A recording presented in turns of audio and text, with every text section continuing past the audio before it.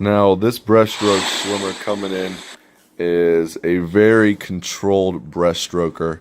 Although he is only 11 years old, he is already starting to understand the concept of really reaching forward and extending through his body because of his kick. And I expect him to be able to continue on this path because he is more worried about his control of his stroke than he is about his times. Now we're going to go ahead and let him kind of play out for a second. And one of the things that we want to notice is as he is fully extending through the end, although he seems to be a little bit off scale and off to the side, he is doing a fantastic job of making sure that his body is as tight as it can be, so that way as he kicks down,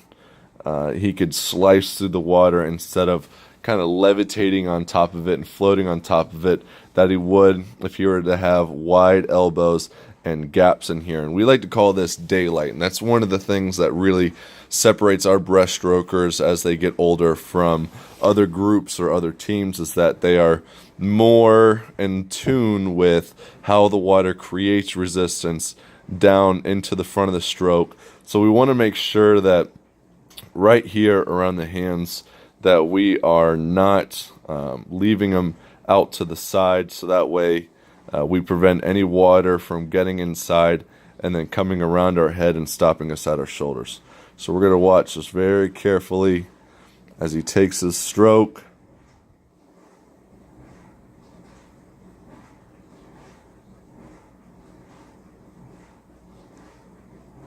He gets right into that full extension, and you can see that his hands, his thumbs are locked right now down in the bottom, but that's just a drill that we kind of teach our 13 and unders to do until they get more comfortable and more control up here in their shoulder muscles, around their neck and collarbone and down into their spine, until they get that control of the muscle to be able to keep their line through the water as the water pushes against them and as they resist through the water. We want to make sure that they are achieving this streamline that they will have as older swimmers.